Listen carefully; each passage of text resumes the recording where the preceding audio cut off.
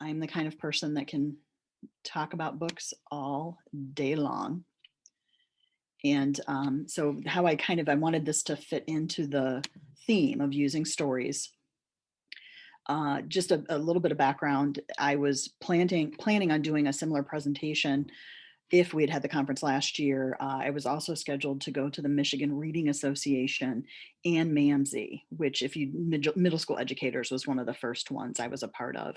I actually also had a poster last year at NCSS presenting this information. So I didn't make I'm going to have a room at NCSS, but the fact that I had a poster like kind of changed my whole world. And it just was very special. So, and I've presented about this before at some equity discussions we had in our district, and then to other teachers, obviously, in my district, and then also at MCSS before. Okay. So, the name changes, but the ideas don't. I'm Jessica Fleming, and I teach at Clegg Middle School in Ann Arbor, and one of those incredibly rare people who I've been in the same room at the same school since 1999. Yeah. Now, I don't know if this is sad or happy, but this will probably be my last year. The online, it's killing me. And I just can't be me. I'm definitely someone who's much better live. I've known families for the 22 years I've been at Clegg. There's one family I was kind of connected with all 6 of their kids. Just had the last one this year. So it just, I think we all know that this is, especially if we're going to go back and try to do hybrid, that's going to be difficult. So my school email's up there. And, but again, if I end my career in June, I definitely won't work much longer. I think as far as connecting with authors, I do really love social media, to be honest. It's my, I didn't, your name did seem very, very familiar. And, but the Twitter really, it is social media, but it's also where I've connected with a lot of young, diverse authors. And I think it really helps the kids see that what they're doing is important. Well, I don't know if anyone's familiar with Kwame Alexander, but I had a young man a number of years ago, and his picture just popped up on my memories. I took a picture of him. He came in with 2 Kwame Alexander books, took a picture of him, called his mom okayed it, put it on Twitter, and then he was just thrilled that Kwame liked the picture of him reading both those books. So that's kind of my main use for Twitter. And then my hilariously tiny little Instagram is really just where I promote the books I'm reading. And very recently promoted a book called Root Magic, which highlighted the Gullah culture. And, honestly, it was a fantastic kind of murder mystery in a way, but with that little bit of social justice bent to it. Okay, so I always have to start at the beginning. Yeah, of course, because I've been talking all week. I'm going to cough through this. That the very first thing that happened, and this happened, gosh, it's probably going on 10 years ago. There was something through the U of M, and it was called the Books for Peaceful Purposes. And through that grant, I was able to pick up a number of books, like 35 books, about different topics in Asia. And then I, for a number of years, did book clubbing in the spring. And then the kids taught us about Asia when we got to our Asia unit. So, certainly had some nonfiction, absolutely. I'm kind of a tie between these 2 that I love the most. And then certainly a couple that were, if you care about Lexiles, which to me, I just make sure I pick everything more of a middle grades. And, certainly had books that I thought were very accessible to the students. And U of M came and, they had us present about it. And it was just this fantastic experience. And then, a guy was kind of like, okay, I like this. I like teaching with books. I like almost kind of molding my curriculum around the books. And so I certainly started to do a lot where I feel like I'm almost like a, shill is a bad word, but like a promoter of our library, because I would maybe show the kids a fantastic movie that fit into the curriculum. And then I would get all the books from that author and put them in my classroom, or, have kids check them out and fight over them. And it just ended up kind of turning me into the book lady. So the things I started to do next is through, I think, some very inexpensive Scholastic books. I was able to get like dollar copies of Nightjohn. And that was kind of like the second place I went. And this was with my 8th graders.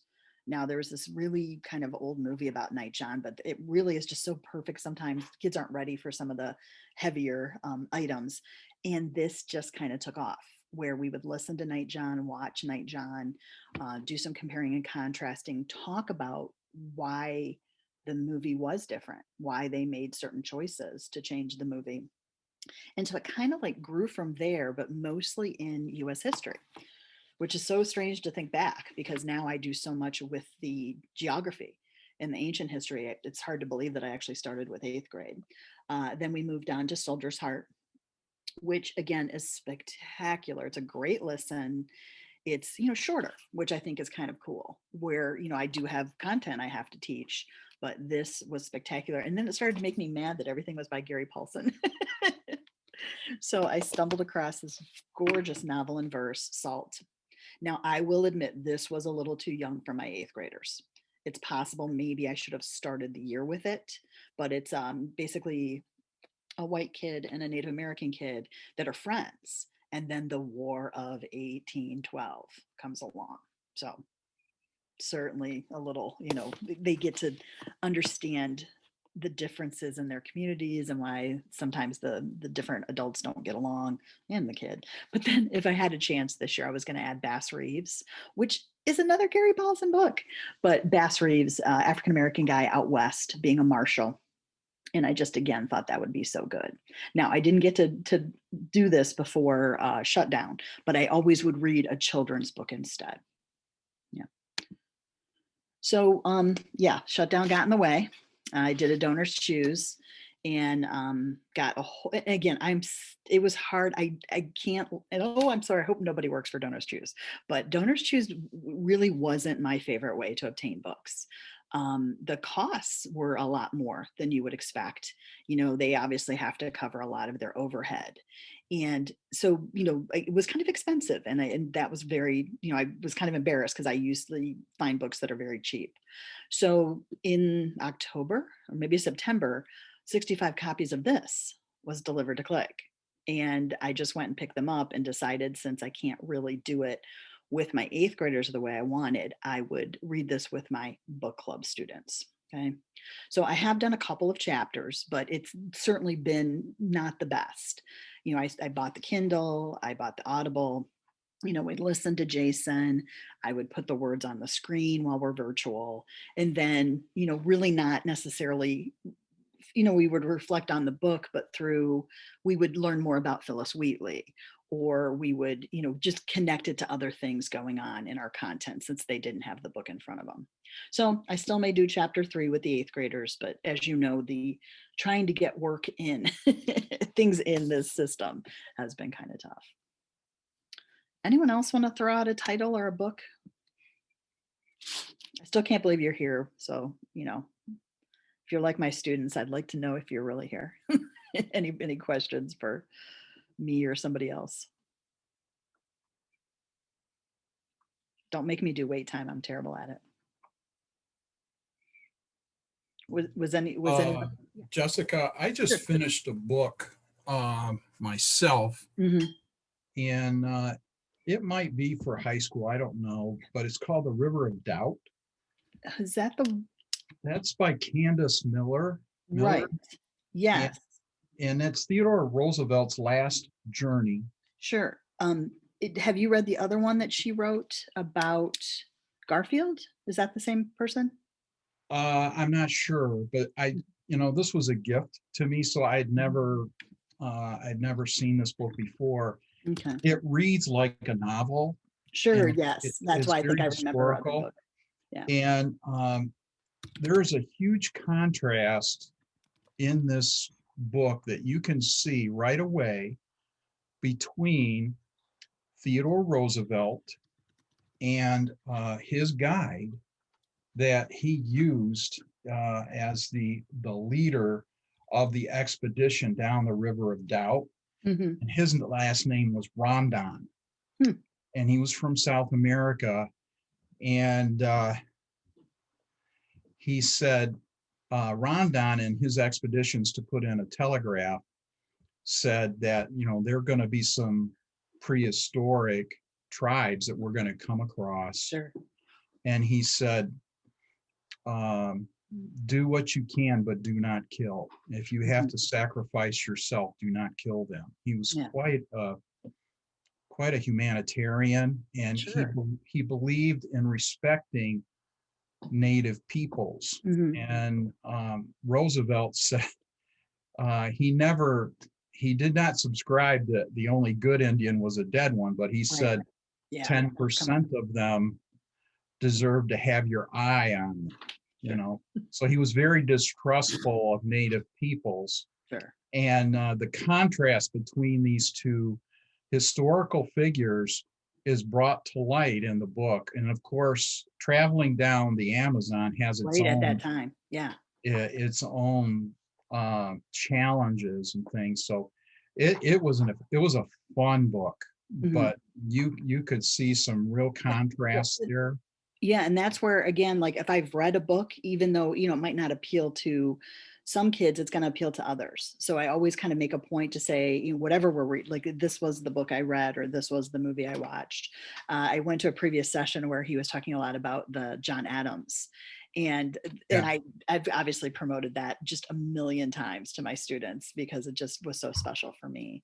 So yeah, someone asked about how the kids were reacting. And I have to admit, I think I'm already kind of like primed to be disappointed in this environment, because we are especially noticing in our district a lot of 8th graders, just, no cameras on, not responding in the chat, not turning in work. So I'm hoping it's that, because it can't be Jason, because he even reads it. So the audio is just so special as well. So, and again, I think it was one of those things where I'm like, let's do this, and maybe didn't prep it as well as I should have, but I still think it's awesome. And we'll see what my book club thinks, because that will be the fantastic thing, is that I will be reading this with 25 other kids, and my husband's actually going to help me deliver. The very first time I delivered books to kids' houses, it was just crazy. I learned how to use Google Maps, and I plotted a great path and wrote down, what book they wanted, and it was really fun. Something I want to mention, which I almost had to cut out. Oh, I forgot to change it. We just got information that the Global Read Aloud was going to be defunct. The lady who ran it, Pernell Rip, was actually not going to run it anymore, because I think she is moving to teach in Denmark, which is where she's originally from.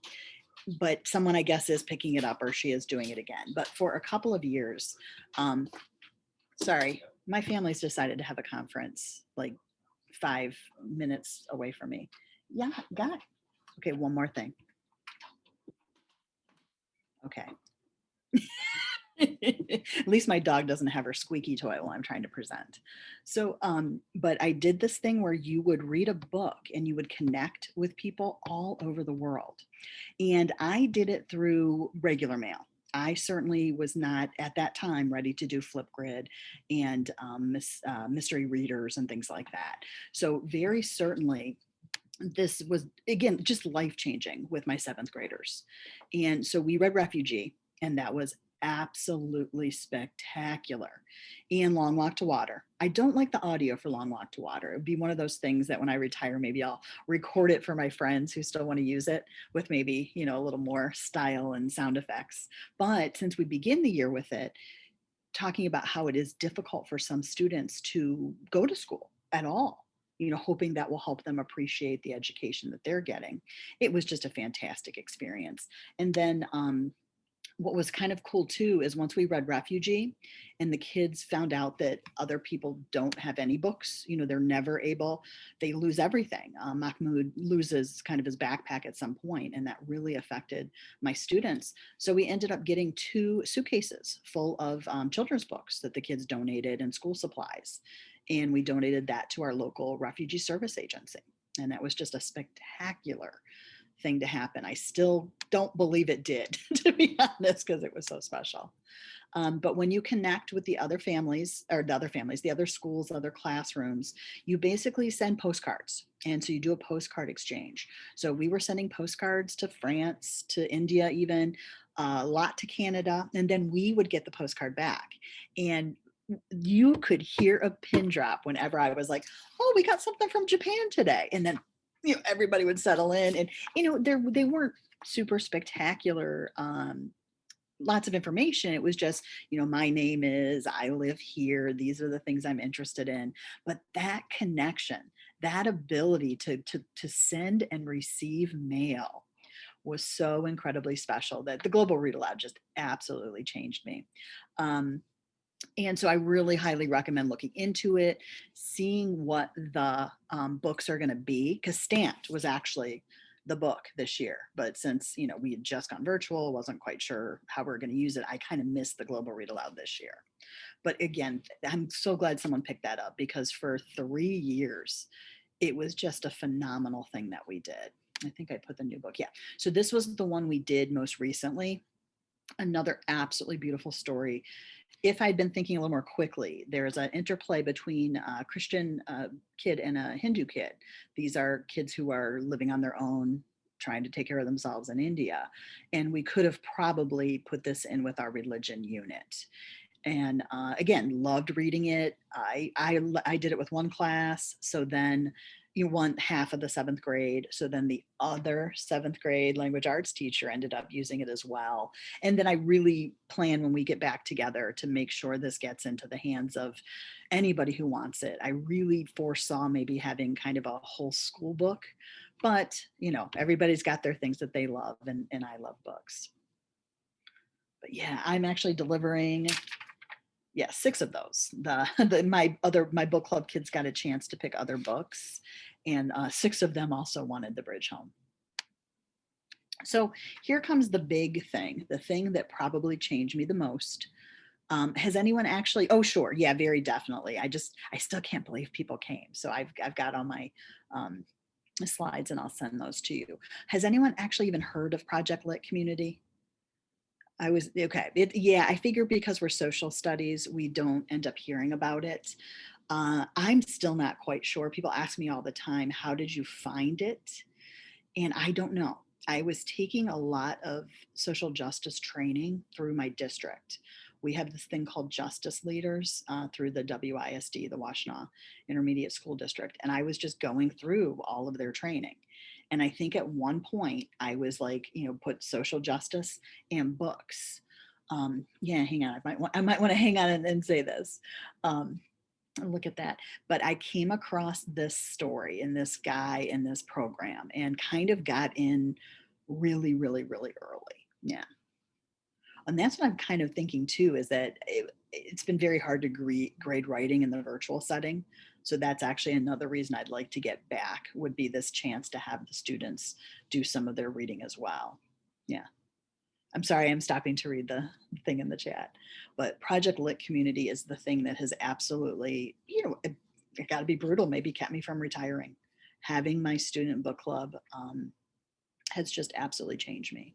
So they're constantly bringing new books into their realm. They're constantly having fun things we can go to with authors. Like there were 2 author events this week. Now 7:30 was a little too close to my bedtime, but it's just absolutely fantastic every week to hang out with some of these people and hear from another young author that maybe doesn't have the pull of a Neil Shusterman, and they're just, and again, they're so responsive on social media. They're so nice when they come to meet us. They're so thrilled to get anybody promoting their book. I was actually really surprised. Yeah, I don't think I have the most recent picture up, because it's always changing. It's hard to always catch the most recent picture. But this is what's really changed me. So it's called the Project Lit Community. Because it's a young guy, there's no website. He has a Facebook page for the group. He's big on Twitter, and he does like a newsletter you can sign up for. But his name is Jared Amato. He's in Nashville. And 4 years ago, he started kind of exploring the idea of book deserts in his community. So he asked for a bunch of people to donate books. And the books that they got were not the books he thought were best for his students. So he almost had to kind of start from scratch. So it's like, okay, I'm in a book desert. Okay, let me get some books for my kids. Okay, I don't want your 100-year-old Beverly Clearys. Let's kind of go back to the drawing board. So they found some people to help them get new, culturally relevant, living authors' books for his students. And then he just asked, if you can read 4 books a year from the list, you're considered a chapter leader. So I was the first one for my area, and boy, has it taken off. And now there's a new leader at an elementary school in my area and another middle school in my area. And then, it'd be nice to get some high school people involved, but they might be holding tight to those books in their canon. So I needed to find books. How am I going to get books? So I did go through my PTSO. My admin did help with some of the titles. And then actually the Michigan Reading Association gave a grant to a social studies teacher. And I really was going to try to have a spring fundraiser. Now it'll probably turn into more of a summer fundraiser. So as we get closer, it has absolutely changed me. So here is, and I was actually just communicating with this guy the other day. He is in high school now. All I could put up for this year would be a Zoom picture. So I did dig back and find pictures where I actually had kids live. And so first of all, I don't know if you know anything about book clubs, but if you do tend to get a lot more girls sometimes than boys in book clubs. So I was always kind of thrilled that for whatever reason, we were still able to attract.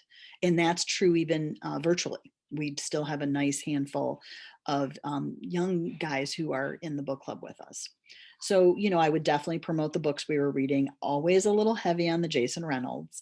But, while I was heavy on the Jason Reynolds, maybe I would introduce them to a new author like Renee Watson. And I will forever reflect back on the Renee Watson book that we read, because it was, Long Way Down by Jason Reynolds was our best discussion and our best social justice project. After we read Long Way Down, we did I always would do a mini unit on whatever the social justice topic was. So I did it on incarceration and, kids in jail. So we ended up actually making Christmas cards for people who were incarcerated, incarcerated youth. And I just, it was just one of those things that we just had such a special time doing, along with donating the books. So, but piecing me together was about a young African-American girl who was heavier. And boy, did we end up having these amazing conversations that I tried to do my best with, because I was the only one present, but talking about what it would be like to have those body issues. And this was, again, a few years ago, before we had a lot of this body positivity going on. It was fantastic. Okay. So really just constantly trying to find books by diverse authors, trying to get them in kids' hands, trying to find money to buy them. And again, I didn't update my numbers because I've actually started to not keep track. At some point, I decided that I just needed to be more about the books and the students and not worrying so much about what my numbers were. A book that they were holding, actually, that I thought was spectacular, if you teach a younger crowd, is Ghost Boys. If you think you're in a situation where, because of language, maybe The Hate You Give or Dear Martin might not be a good book for your group. Ghost Boys is absolutely fantastic. And that was the very first book we read together. And it was so fascinating to talk to the kids about. Tamir Rice is, the ghost boys. That there's one particular child who has a very Tamir Rice experience, and he comes back as a ghost, and he sees other ghost boys like Emmett Till and Trayvon Martin. So, again, there was this really big element for teaching that I could actually be the first one to expose them to these other young people that lost their lives. And then it was especially funny when we ended up reading March, which I think is on the next page. I should stop again. I could talk about books all day, but questions, Project Lit Community or the Global Read Aloud, and anybody can be a Project Lit leader and come to our events. When it's just the adults, though, you have to be ready for some language. Yeah. Yeah, very definitely. I'm telling you, I could not tell you again how special it was to read Ghost Boys. And again, I wish I had put more pictures up, but you'll probably notice, Ann Arbor is certainly an incredibly diverse community, but our diversity, up especially on my end of town, is a lot of Asians, a lot of people. And so I again think that's absolutely spectacular. When we're trying to promote social justice ideas, I'm doing it with who I have, and who I have in my school is about 40% Asian. And it's, again, absolutely spectacular and a little embarrassing sometimes when they start kind of like ratting out their parents and grandparents when it comes to the things they would hear at home.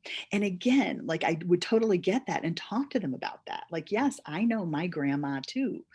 But when, and in trying to make them understand that, they have the benefit of just more information and living in a more diverse area. And also too, maybe hadn't gotten, like we're seeing now with the violence against people who are Asian. I'm sure they're probably hearing stories from their family and friends of stuff that has happened. And so again, it was absolutely spectacular to read these books with kids. I think since somebody promoted or was appreciating Ghost Boys, I think I should go back to the image, which again is not 100%. If you're looking for something for younger, Clean Getaway, Nick Stone, far and away my hero. But Clean Getaway, a kid goes on a getaway with his white grandma, and very certainly learns a lot about her life married to a Black man in the Jim Crow South. Just spectacular. Kind of a younger version of The Hate U Give would be Good Kind of Trouble. Yeah, that was, again, wonderful. Zoe Washington, whew, her dad's incarcerated and she is incredibly into baking. So that was really fun, of a hook to get kids that were reading about baking, but then, get to learn about incarceration and the problems in our system, that people end up being in jail for things they didn't do. The epic fail of Arturo Zamora is a little younger, even though he's kind of in love and he's a high schooler. But gentrification, talk about, like, kids had never thought about gentrification and didn't know anything about it. Some really don't necessarily have a social justice issue, but the idea that you're going to read about ghosts from a Dominican perspective was fun. Benefits of Being an Octopus, Anne Braden. It's a great book. A young girl is in poverty. This was about cross-racial adoptions and the issues the young Black girl had with her white mom. Parker Inheritance, also a little younger, had a mystery in it from the Jim Crow South. New immigrant to the country, in Front Desk. Beautiful novel in verse here. So, again, I could probably tell you about every single one of these books, and you probably don't want me to. Younger Jason Reynolds would be Look Both Ways. This one, Amal Unbound, I believe is, if I remember correctly, based in Pakistan. And she is a bound girl, like she doesn't get to go to school anymore because her family runs into trouble. You definitely need tissues if you're going to read We Are Not From Here. And then, of course, there's some high school ones as well. But if you want to know about any of these books, I'd say I've read probably 90% of them. You guys are quiet in the chat too. I feel like I'm teaching 8th grade.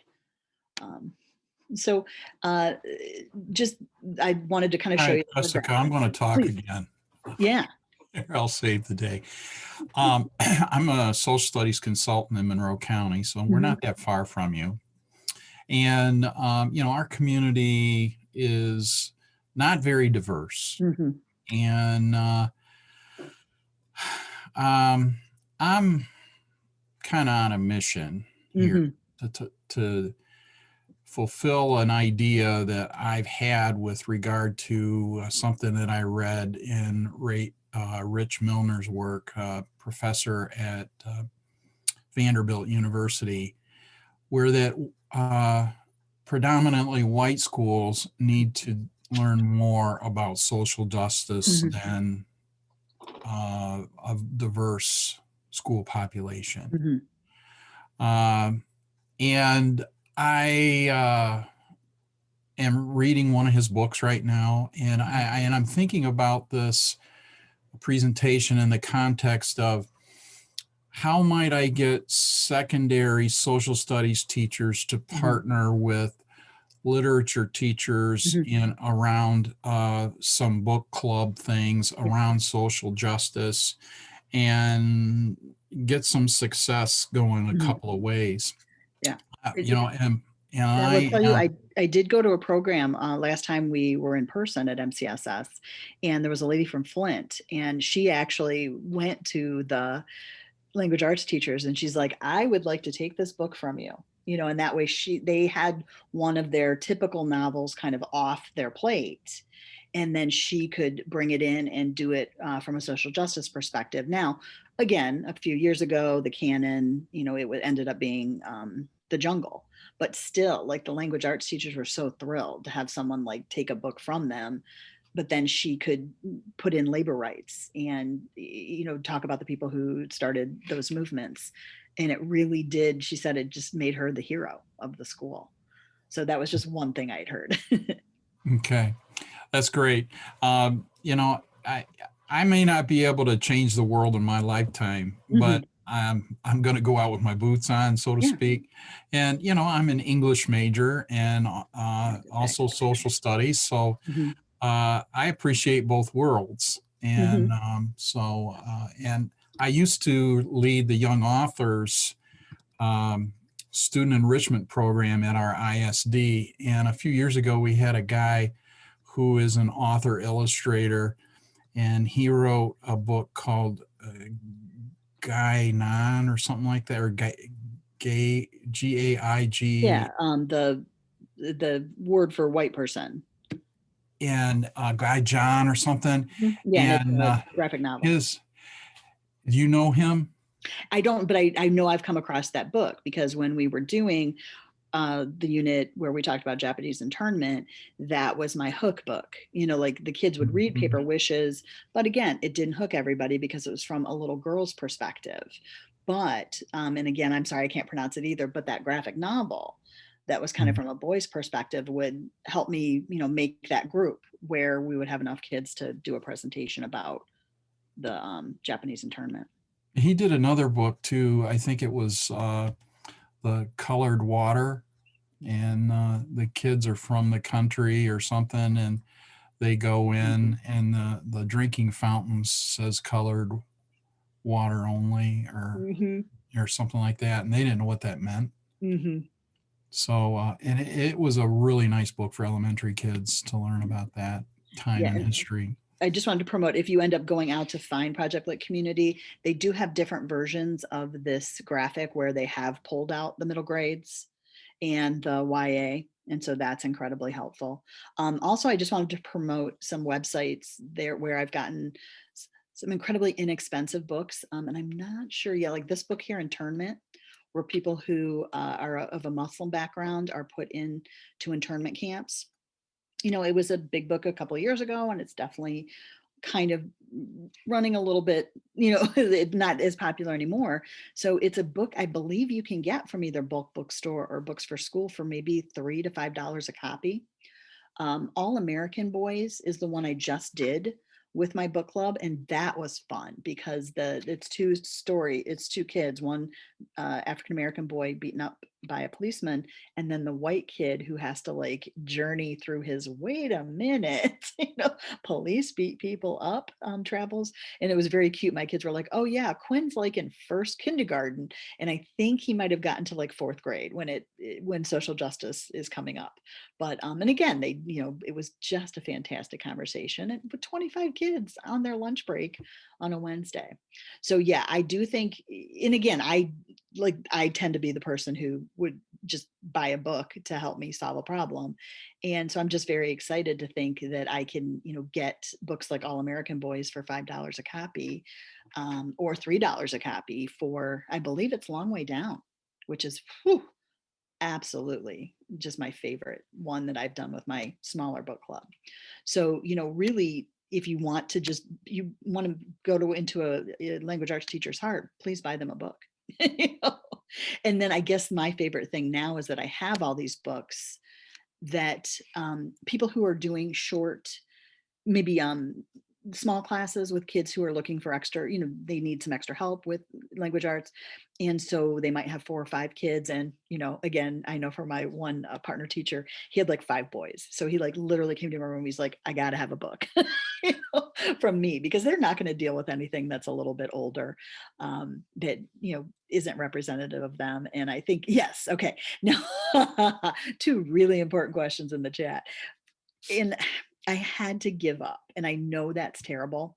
And I know that I felt really bad when I sat down with my admin and said, I've lost 10% of the books that we paid for. And I got to tell you, and, I do have a phenomenal admin, but I was really like, I'm like, I'll pay you back. I'm sorry, and she's like, and this is my assistant admin who's, still trying to make her way.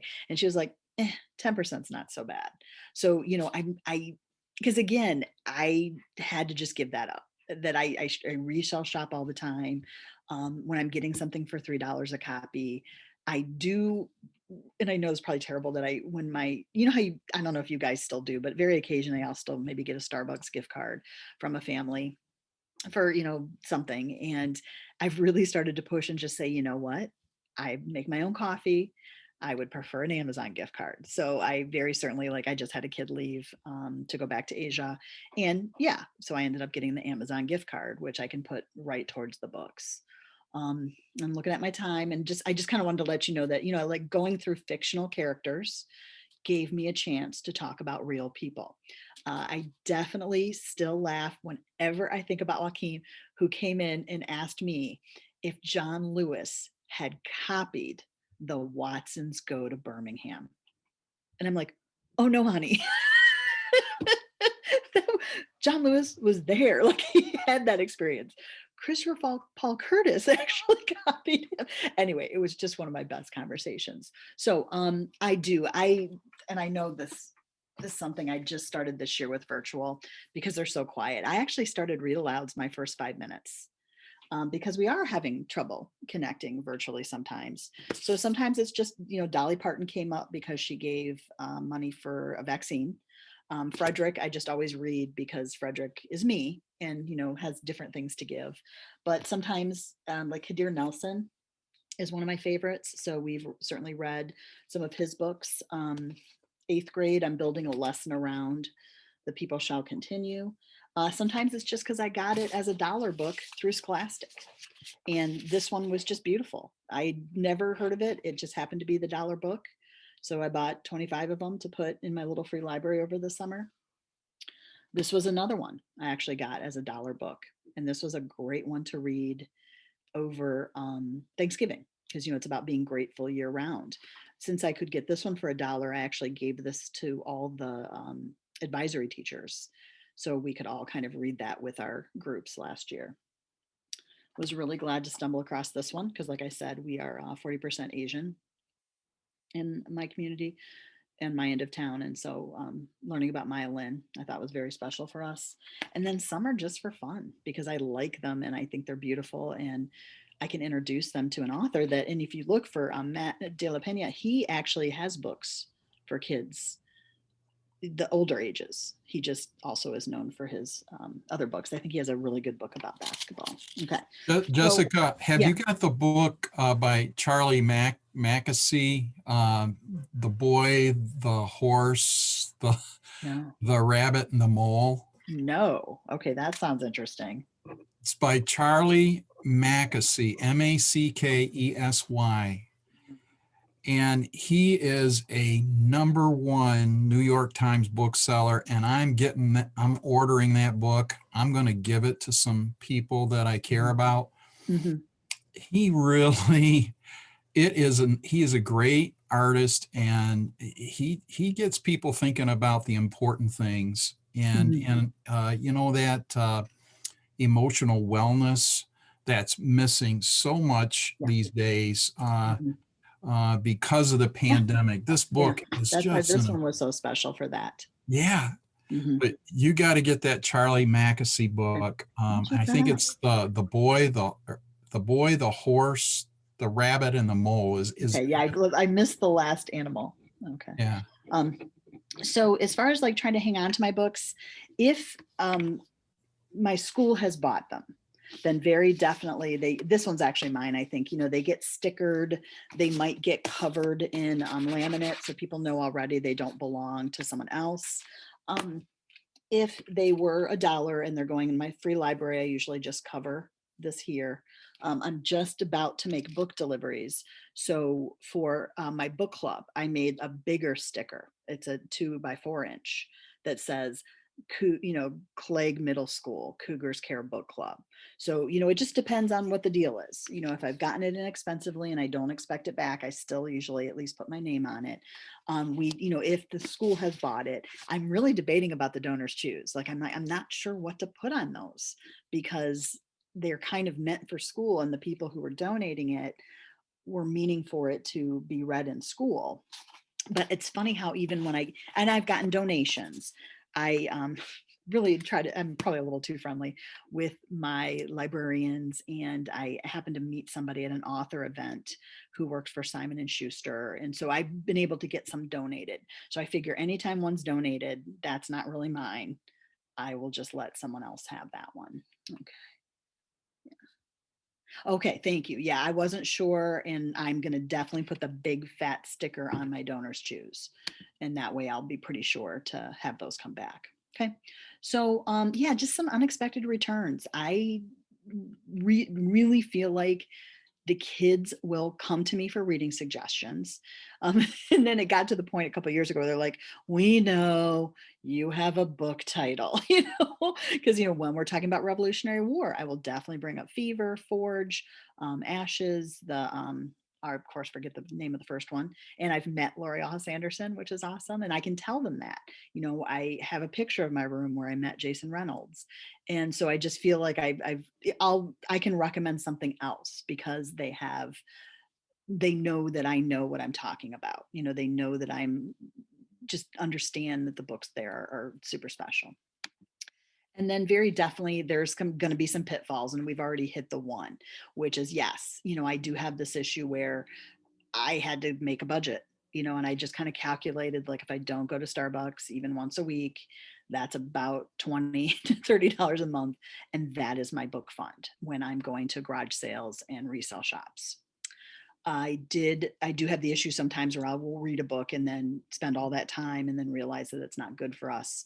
Applying for grants, that is really tough and really makes you lose hope sometimes when you put in a really big effort into a grant. But once you apply for one, you have a base, because then you have like that particular doc you can always go off of.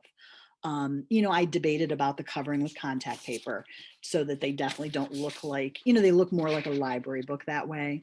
And so that was a big effort, and I had to pay my daughter for it. But that's what I've done for the ones that are, do not belong to me. And then, like I said, by participating in Instagram and Twitter and getting back connected with Scholastic Book Club, I have been able to get so many books through bonus points and for $1 that it just makes it kind of super special. Yeah. And then of course I would say also too, yeah, exactly. The library sales. I can get a little fussy with some of the thrift shops, because I think they charge too much. $1.37, for a kid's book, but also getting connected with the little free library. Again, not something, it, costs you a little bit if you want a panel, if you want a sticker. Like we have one that travels with us in the summer in our camper. So my little free library is just a plastic container full of books. And we take it everywhere. And so getting connected with them, I've actually won 2 like random contests where I ended up getting 8 copies of On the Come Up by Angie Thomas. And then also for Black Girls Like Me, I can't remember the other one, but again, like, just I keep entering contests. I will go to any, kind of like the school library journal has a lot of free events.